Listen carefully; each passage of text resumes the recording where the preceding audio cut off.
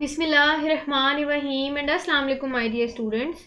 So today the topic of our discussion is the continuity of previous topic and that is reproduction in fungi. So basically ये हमारी पिछले ही topic का continuity है और इसमें हमने नेक्स्ट पॉइंट डिस्कस करना है रिप्रोडक्शन इन फंजाई का और वो है सेक्सुअल रिप्रोडक्शन। इससे पहले वाली लेक्चर वीडियो में हमने सेक्सुअल रिप्रोडक्शन डिस्कस की थी फंजाई में, अब हम सेक्सुअल रिप्रोडक्शन का मेथड डिस्कस करेंगे फंजाई में। आई होप आपको आइडिया हो गया होगा कि आज के लेक्चर वीडियो का टॉपिक क्या है। मूव ऑन करते हैं फर्दर और वहाँ से आज का टॉपिक स्टार्ट करते हैं। बेसिकली आज हमने सेक्सुअल रिप्रोडक्शन डिस्कस करनी है फंजाई में। सबसे पहले मैं आपको थोड़ी सी नो हाउ दे दूं कि सेक्सुअल रिप्रोडक्शन क्या होती है, फिर हम जो है वो सेक्सुअल रिप्रोडक्शन फंजाई में डिस्कस करते हैं। अच्छा, अगर हम जनरल सेक्सुअल रिप्रोडक्शन की बात करें तो आपको पता है कि ऐसी रिप्रोडक्शन है जिसमें दो डिफरेंट पेरेंट्स जो हैं वो इन्वॉल्व होते हैं, दो डिफरेंट जेंडर्स वाले पेरेंट्स इन्वॉल्व होते हैं और इन्वॉल्व होने के बाद उनमें सेक्सुअल रिप्रोडक्शन होती है और फिर जो है वो न्यू जनरेशन को वो गिव राइज करते हैं।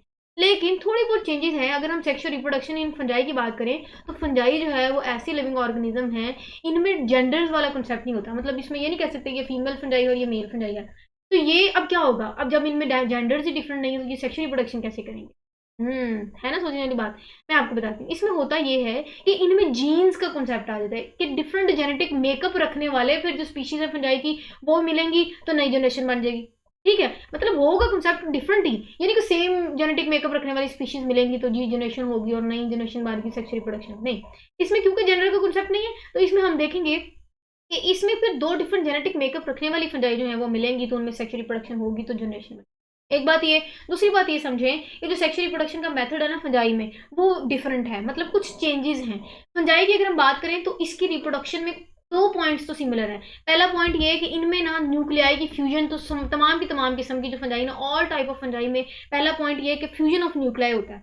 मतलब हर किस्म की फंजाई में न्यूक्लियाई का मिलना तो शर्त है। उसके बाद न्यूक्लियाई के मिलने के बाद सेकंड प्रोसेस होता है दैट इज मियोसिस। तो मियोसिस का प्रोसेस होता है। अब आप यहाँ ये दो पॉइंट समझे, वो ये कि हमने कहा कि न्यूक्लियाई की फ्यूजन, अब जो न्यूक्लियाई की फ्यूजन है ना हम इसको बोलेंगे कि ये कैरियोगामी है। तो कैरियोगामी को हमने न्यूक्लियाई की फ्यूजन बोल दिया। क्लियर है। अब नेक्स्ट पॉइंट है प्लाज्मोगामी। प्लाज्मोगामी होते हैं साइटोप्लाज्म की फ्यूजन। ये तमाम डिटेल हम नेक्स्ट डिस्कस करते हैं। यहाँ आप यही समझें कि सबसे पहले सेक्सुअल रिप्रोडक्शन में दो डिफरेंट जेनेटिक मेकअप रखने वाली फंजाई आपस में करीब आएंगी। करीब आने के बाद उनमें जाइगोट की प्रोडक्शन होगी। जाइगोट की प्रोडक्शन जो है वो डिप्लॉइड कंडीशन है। उसके बाद जाइगोट में म्यूसिस होती है। म्यूसिस होने के बाद हेप्लॉइड स्पोर्स प्रोड्यूस होते हैं। तो बेसिकली प्रोडक्शन तो स्पोर्स की होनी थी क्योंकि हमने पीछे भी डिस्कस किया कि जो स्पोर्स हैं वो सेक्सुअली भी रिप्रोड्यूस करते हैं और फिर ए सेक्सुअली भी प्रोड्यूस होते हैं। तो यही कंडीशन हम अगर बात करें तो फंजाई की सेक्सुअल रिप्रोडक्शन में भी बेसिकली स्पोर्स की ही प्रोडक्शन होनी है, फिर उसके बाद जो है वो नई जनरेशन बननी होती है। क्लियर है। तो हमने कहा कि जो सेक्सुअल रिप्रोडक्शन है वो डिफरेंट फंजाई के ग्रुप्स में वेरी करती है, लेकिन दो कॉमन पॉइंट्स ये हैं कि एक तो इनमें म्यूसिस होनी होती है और दूसरा इनमें न्यूक्लियर की फ्यूजन होनी होती है। न्यूक्लियर की फ्यूजन या फिर न्यूक्लियर फ्यूजन, और न्यूक्लियर फ्यूजन को हम कैरियोगामी बोलते हैं। यहाँ मोटी मोटी बातें थी, आपने अभी अगर नहीं भी समझी तो परेशानी हो ना, यहाँ से डिटेल शुरू होती है, यहाँ से हमारा जो है वो पॉइंट सही से जो है वो स्टार्ट होता है। मैं डिटेल बताऊंगी तो आपको मजीद क्लियर हो गया होगा। थोड़ी बहुत नो हाउ देनी थी ताकि आपको आइडिया डेवलप हो जाए। अब मजीद जब डिटेल पढ़ेंगे तो आपके सारे के सारे कॉन्सेप्ट क्लियर हो जाएंगे। अच्छा, यहाँ आप समझिए मैकेनिज्म क्या होता है। मैकेनिज्म होता है प्रोसेस या प्रोसीजर।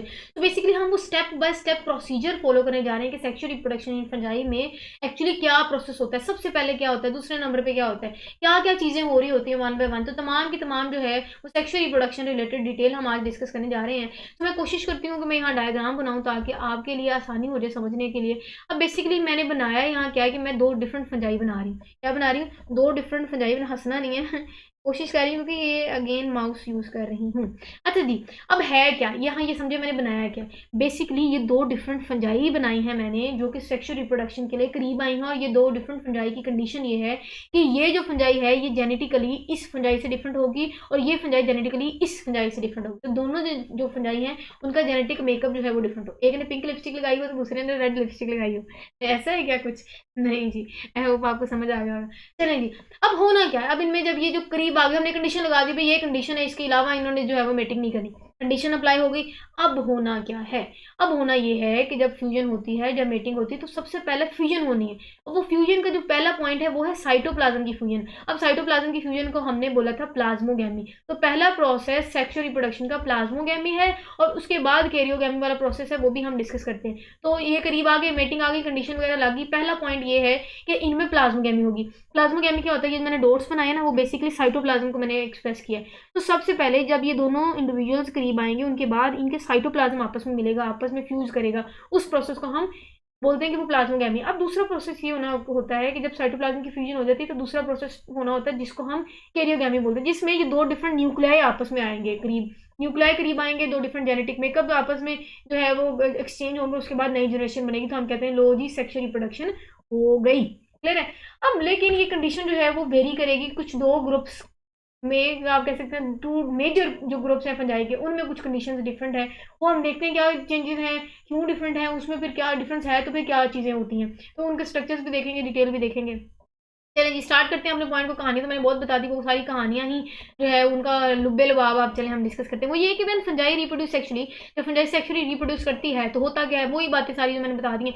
हाइफी कहते हैं कि जो फंजाई का पार्ट है, जो फंजाई की बॉडी, उसको माइसीलियम बोलते हैं, तो माइसीलियम का एक पार्ट हाइफी। तो दो डिफरेंट हाइफीज, जब दो डिफरेंट टू जेनेटिकली डिफरेंट जब हाइफीज आपस में करीब आती हैं या फिर रिप्रोड्यूस करती हैं, लेकिन बट कंपैटिबल होनी चाहिए, कंपैटिबल मेटिंग होनी चाहिए। कंपैटिबल मेटिंग मैंने आपको बता दिया कि डिफरेंट जेनेटिक मेकअप होना चाहिए, कंपैटिबल होंगी तो वो मैटिंग होगी, मेटिंग होने के बाद सेक्सुअल रिप्रोडक्शन होगी। तो वो कंपैटिबल मेटिंग के बाद वो सेक्सुअल रिप्रोडक्शन जो है वो हो जाती है, वो करीब आते हैं। सेक्सुअल रिप्रोडक्शन होने के बाद साइटोप्लाज्म की फ्यूजन होती है। साइटोप्लाज्म की फ्यूजन के बाद वो कहते हैं कि न्यूक्लियर फ्यूजन होती है, जिसको हमने कैरियोगैमी। मैंने प्रोसीजर आपको सारा बता दिया, वन बाय वन मैंने आपको प्रोसेस का सीक्वेंस भी बता दिया, डिटेल भी बता दी। अब यहाँ जी एक आध ग्रुप को बड़ी तकलीफ होती है, वो कहती है हम तो, वो तुम्हारा मुंह इधर है, तुम्हारा मुंह इधर है, चलो जी ऑपोजिट वाले काम करते हैं। थोड़ा बहुत चेंजेस है, वो क्या हम देख लेते हैं। अब हम नेक्स्ट जो है इसके बाद हम क्लासिफिकेशन ऑफ फंजाई डिस्कस करेंगे। तो फंजाई के मेजर ग्रुप्स होते हैं, कहते हैं कि फंजाई के जो तीन मेन ग्रुप्स हैं ना, उनमें से दो ग्रुप जो है ना फंजाई के, उनमें थोड़ी बहुत सेक्सुअल रिप्रोडक्शन डिफरेंट होती है आम बाकी ग्रुप्स के मुताबिक। क्या डिफरेंट है और वो ग्रुप कौन से हैं, वो है जी बेसिडियोमाइसीड्स। अब बेसिडियोमाइसीड्स और एस्कोमाइसीड्स, ये दो ऐसे ग्रुप्स हैं फंजाई के जो कि सेक्सुअल रिप्रोडक्शन करते हैं। और इनमें सेक्सुअल रिप्रोडक्शन होती कैसे है, बेसिकली होना तो यही चाहिए कि जी साइटोप्लाज्म की फ्यूजन हो, जिसको हमने प्लाज्मोगैमिक बोला, और प्लाज्मोगैमिक के बाद कैरियोगैमी हो, होता यही है। लेकिन इनमें ये होता है कि जब साइटोप्लाज्म की फ्यूजन हो जाती है, जब प्लाज्मोगैमी हो जाती है, उसके बाद फौरन ही कैरियोगैमी नहीं हो जाती। फिर मैं पढ़ देती हूँ, कहती फ्यूजन ऑफ न्यूक्लियाई, जिसको कैरियोगैमी बोला, does not take place immediately after fusion of cytoplasm, कि साइटोप्लाज्म के मिलने के बाद फौरन ही कैरियोगैमी वाला प्रोसेस नहीं स्टार्ट हो जाता। तो थोड़ी बहुत तकलीफ इनको होती है। वो तकलीफ क्या है, वो क्या चेंजेस हम देख लेते हैं।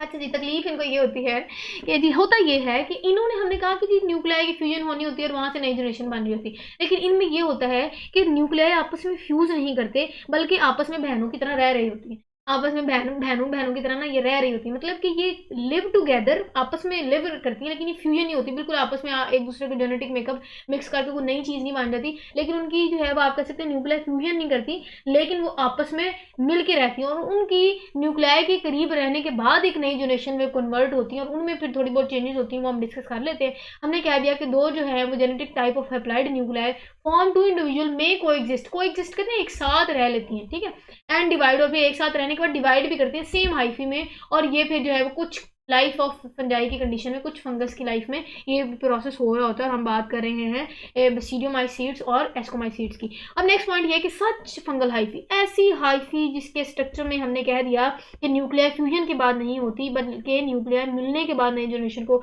गिव राइज करती, तो ऐसी स्पेशल उल्टा पुल्टा मुंह रखने वाली या अजीब ही अपने मूड में रहने वाली फंजाई जो है, उसकी जो such fungal body cell have two nuclear, उनके पास न्यूक्लियर तो दो ही होंगे of different genetic type, different types के, वो डिफरेंट पेरेंट्स रखने वाले या डिफरेंट जेनेटिक मेकअप रखने वाले फंजाई से वो न्यूक्लियर ले तो लेंगे, लेकिन वो लेने के बाद फ्यूजन नहीं करेंगे, बल्कि आपस में बहनों की तरह उसको रख लेंगे। क्लियर है। चलें जी, ऐसी कंडीशन को हम कैरियोटिक डाइक्रियोटिक बोलते हैं। अच्छा, डाइक्रियोटिक का मतलब ये फंगल बॉडी है, जो कि हमने बात की बेसिडियोमाइसीड्स और एस्कोमाइसीड्स की फंगल बॉडी है, जिसमें दो डिफरेंट न्यूक्लियाई मिलते तो हैं, दो डिफरेंट जेनेटिक मेकअप वाले रखने वाले पेरेंट्स से आते तो हैं, लेकिन वो फ्यूजन नहीं कर जाते, बल्कि वो एक ही जगह को एग्जिस्ट करते हैं, एक साथ रहते हैं। ऐसी कंडीशन को हम डाइक्रियोटिक बोलते हैं या heterokaryotic. Hetero mean different, di mean different, मतलब ऐसे जो डिफरेंट न्यूक्लियाई हों, ठीक है, ऐसी हाइफी को हम बोलते हैं कि उनमें डाइक्रियोटिक या हेट्रोक्रियोटिक न्यूक्लियाई होती हैं। अच्छा जी, नेक्स्ट अब हमने कुछ इनके थोड़े से स्ट्रक्चर डिस्कस करने हैं। जैसे पीछे हमने डिस्कस किए थे ना कि स्पोर्स हैं, स्पोर एंजियम है, इस तरह की बॉडी जिसमें स्पोर है, सेम इसमें भी कुछ ऐसे ही पॉइंट्स है, देख लेते हैं। कहते हैं कि अगर हम फंजाई की बात करें तो उनमें डिफरेंट ग्रुप्स में थोड़े बहुत चेंजेस होते हैं, वो डिफरेंट ग्रुप्स में हम डिस्कस करते हैं। हम बात करें बेसिडियोमाइसीड्स की और एस्कोमाइसीड्स की, तो इन बेसिकली ग्रुप्स को हम डिस्कस कर रहे हैं फंजाई की। अब इसमें होता यह है कि different types of haploid spores बनते हैं, सेक्शुअल स्पोर्स होते हैं, जिसको हेप्लॉइड सेक्शुअल स्पोर्स बोलते हैं, क्योंकि स्पोर्स हैं वो हेप्लॉइड होते हैं। अब उन हेप्लॉइड सेक्शुअल स्पोर्स को हम बेसिडियो स्पोर्स बोलते हैं और एस को स्पोर्स बोलते हैं। अब आपको नाम से अंदाजा हो गया होगा कि बेसिडियो स्पोर्स ये ऐसे स्पोर्स होते हैं, ऐसे हेप्लॉइड स्पोर्स होते हैं जो कि बेसिडियो माइसीड्स में पैदा होते हैं या प्रोड्यूस हो रहे होते हैं। तो बेसिडियो माइसीड्स के स्पोर्स को बेसिडियो माइस्पोर्स बोलते हैं, बेसिडियो स्पोर्स बोलते हैं, और एस्कोमाइसीड्स के स्पोर्स को हम एस्कोस्पोर्स बोलते हैं। क्लियर हो गया। और ये म्यूसिस होने के बाद इनमें जाइगोट की प्रोडक्शन होती है। खैर, हमने सिर्फ यहाँ डिस्कस करने स्पोर्स को, आपको पता होना चाहिए कि किसके क्या स्पोर्स का क्या नाम है। अब कहते हैं कि अगर हम इनके कैरेक्टर्स की बात करें ना, कुछ कैरेक्टरिस्टिक स्ट्रक्चर की बात करें, तो ये है कि इनके पास फ्रूटिंग बॉडी होती है इनके स्ट्रक्चर में। अब बेसिडियोमाइसीड्स के पास जो फ्रूटिंग बॉडी है वो बेसिडिया है, फ्रूटिंग बॉडी बेसिडिया है, और इसको हम बेसिडियो कार्प भी बोलते हैं। तो बेसिडियो कार्प जो है या फिर बेसिडिया जो है वो फ्रूटिंग बॉडी है किसका, बेसिडियोमाइसीड्स का। और फिर बेसिडियोमाइसीड्स के स्पोर्स क्या हो गए, बेसिडियो स्पोर्स हो गए। तो ये कुछ थोड़ी बहुत टर्म्स हैं वो समझ लें आप। अब हम एस्कोमाइसीड्स बात कर रहे थे। एस्कोमाइसीड्स फंजाई का ऐसा ग्रुप है, स्पोर्स को हम एस्कोस्पोर्स बोलते हैं। और अगर हम उनकी फ्रूटिंग बॉडी या कैरेक्टरिस्टिक स्ट्रक्चर की बात करें तो वो एस्काई या एस्कोकार्प्स होता है। क्लियर है, जिसके अंदर फिर स्पोर्स की प्रोडक्शन हो रही थी। आसान जुबान में जैसे मैंने आपको कहा था कि ये स्पोरेंजिया है, और स्पोरेंजिया के अंदर हमने कहा था कि जी स्पोर्स प्रोडक्शन हो रही होती है। ठीक है, स्पोर्स प्रोडक्शन के बाद हमने कहा था कि यहाँ एक डंडी होती है जिसको हम स्पोरेंजियो 4 बोलते हैं। ठीक है, तो ये थोड़ा बहुत स्ट्रक्चर जो पीछे है ना, मैं रिवाइज करवा रही हूँ, वो ये कि अगर हम बात कर रहे हैं स्पेशल 2 ग्रुप्स की फंजाई की, और वो डिफरेंट ग्रुप्स जो हम डिस्कस कर रहे हैं जिसमें थोड़ी सी रिप्रोडक्शन चेंज थी और हमने डिटेल उनकी देख ली, वो थी एक बेसिडियोमाइसीड्स थी। ठीक है, एक बेसिडियोमाइसीड्स से, और डिफरेंट दूसरा जो था वो एस्कोमाइसीड्स था। बेसिडियोमाइसीड्स के जो स्पोर्स होंगे उनको हम बेसिडियोस्पोर्स बोलते हैं। इसी तरह एस्कोमाइसीड्स के स्पोर्स को हम एस्कोस्पोर्स बोलते हैं।